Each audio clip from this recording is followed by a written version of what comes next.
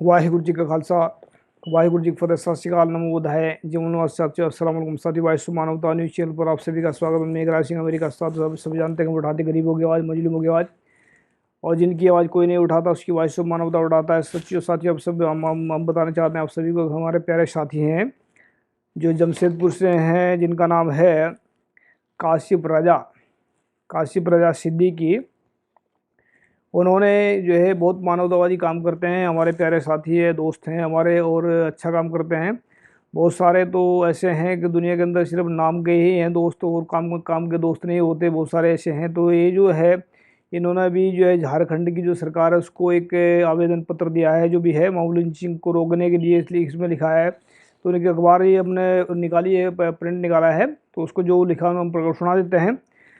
जब mob lynching को रोकने के लिए कानून पास करे झारखंड सरकार, काशिफ रजा।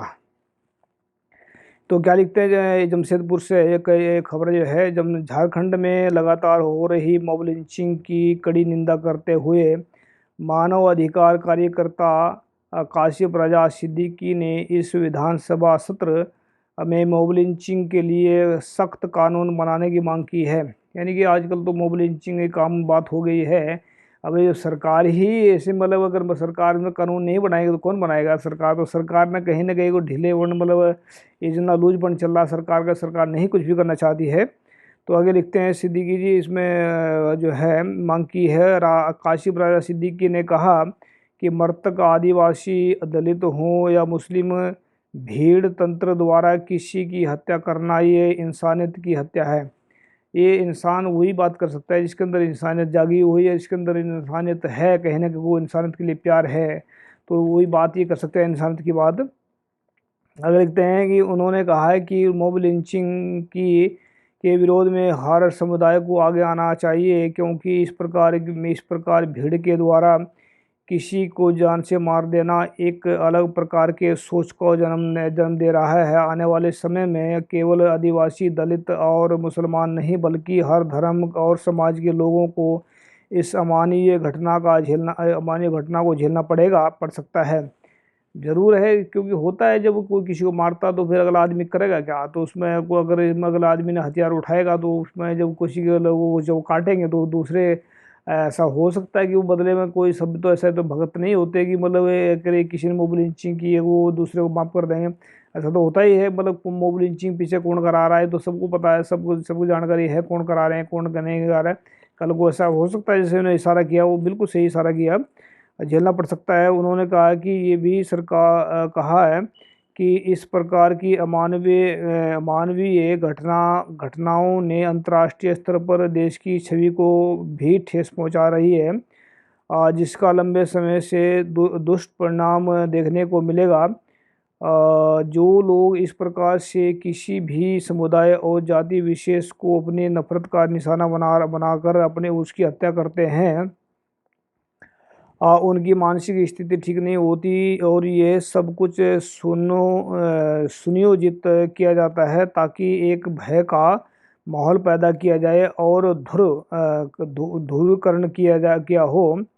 ध्रुवीकरण है शायद इसमें। उन्होंने बताया कि एक अध्ययन में इंडिया सस्पेंड का कहना है कि 2010 से 2017 के बीच मॉब लिंचिंग में मारे गए लोगों में 84% मुसलमान थे। यानी कि उन्होंने कोई निकाला हुआ डाटा वगैरह, जो भी 84% में सब मुसलमान थे। ऐसा हो सकता है क्योंकि मुसलमानों का ज़्यादा मॉब लिंचिंग की जाती है, कहीं बकरे के नाम पर, चाहे उसमें फ्रिज में कुछ रखा है नहीं रखा, की जाती है। ये शैतान जो लोग हैं, जिनको इंसानियत की पता ही नहीं है, इंसान का खून कितना कीमती है, इंसान की जान कितनी कीमती है, तो ये शैतान लोगों को करवाते हैं पीछे बैठ करके। वो तो जो कर रहे हैं उनको तो पता ही नहीं होता वो क्या कर रहे हैं क्या नहीं कर रहे हैं। वो तो जो पीछे बैठे हुए शैतान जो लोग हैं वो शायद, क्योंकि इंसान को सिर्फ शैतान ही मार सकता है और कोई नहीं मार सकता।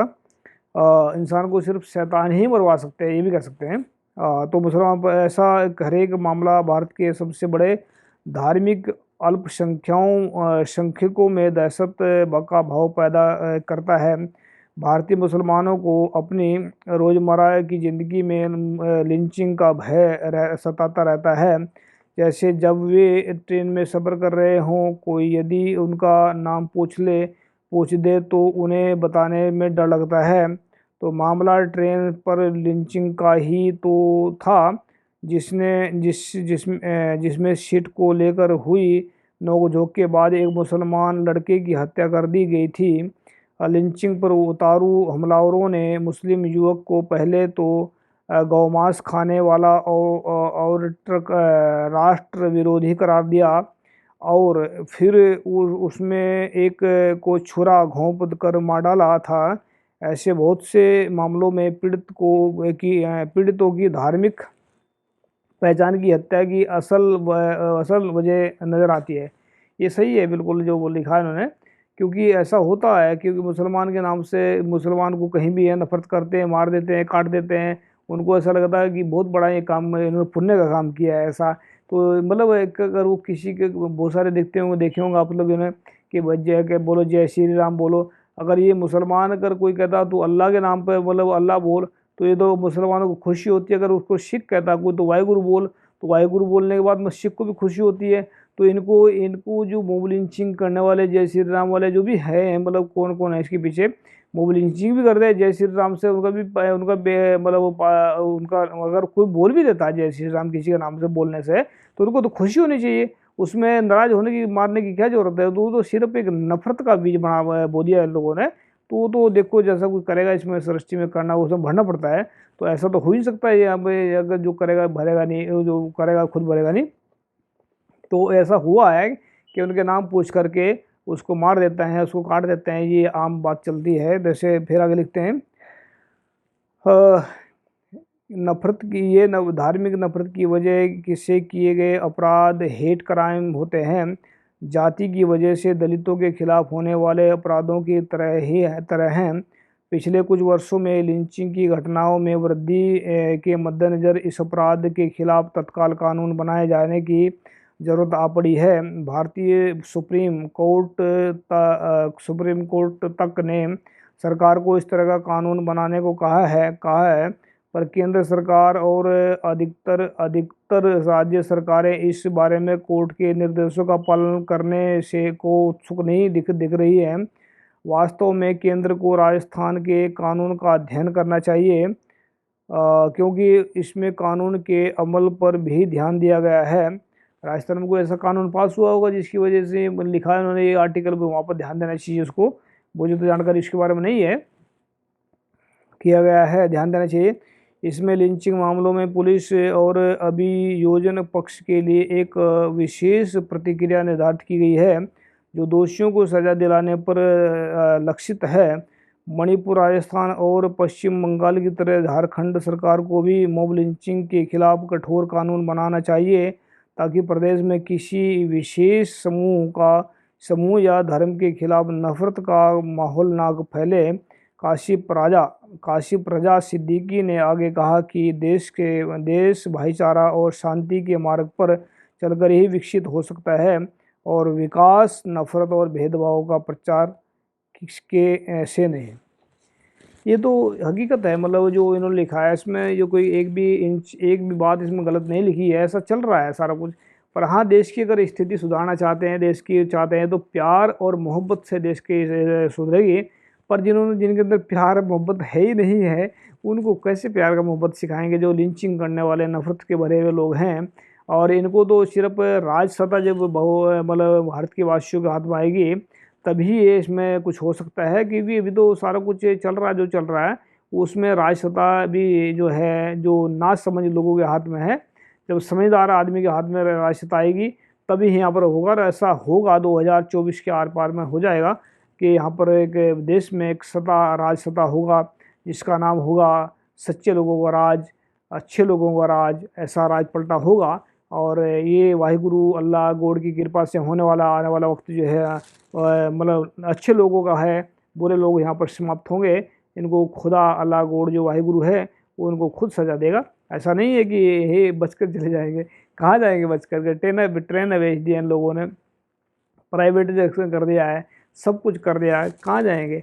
ज़्यादा ज़्यादा बेच करके इंग्लैंड में भाग जाएंगे, और किसी देश में भाग जाएंगे, स्विट्ज़रलैंड भाग जाएंगे, और कहाँ जाएंगे ज़्यादा से ज़्यादा, अगर ज़्यादा हद से ज़्यादा गुजरेंगे तो कहाँ चले जाएंगे, चांद के ऊपर चले जाएंगे। इससे ज़्यादा तो कहीं जाने से रहे तो मौत वहाँ भी नहीं छोड़ेगी इनको। जब मर जाएंगे फिर कहाँ रह जाएंगे। तो बेसता जो है, ये सता का नाम उन्हीं का चलता है जो सही काम करते हैं। ये दुनिया में जो आए मर के चले गए, गड़ गए, लेकिन जो सही काम करते हैं उनको याद किया जाता है। तो हम चाहेंगे कि सरकार इनकी बात पर ध्यान दे और इस पर काम करे, और ताकि आने वाला जो कल भविष्य जो है सभी लोगों का सुखमय हो और जो है आनंदमय हो। और हम इनका धन्यवाद करते हैं, जो काशिप राजा हैं ये हमारे बहुत प्यारे साथी हैं, और हम इनका सत्कार भी करते हैं, इनकी इज्जत भी करते हैं, क्योंकि सच्चे और अच्छे इंसानों की इज्जत सिर्फ वही कर सकते हैं। मैं अपने आप को अच्छा नहीं कह रहा हूँ, तो मतलब अच्छे लोगों की इज्जत करना हमारा फ़र्ज बनता है। थैंक यू सबका। और काशिप राजा जी, आपका धन्यवाद, आपने इतनी महत्वपूर्ण ये न्यूज़ हमें भेजी और ये इनको सरकार को लिखा, इसके लिए स्पेशल धन्यवाद आपका। वाहिगुरु जी का खालसा वाहिगुरू। उठाते रहेंगे मजलूमों की आवाज़, गरीबों की आवाज़, क्योंकि वाइस मानवता। आपका अपना टीवी लाइक करें। Thank you. सत श्री अकाल।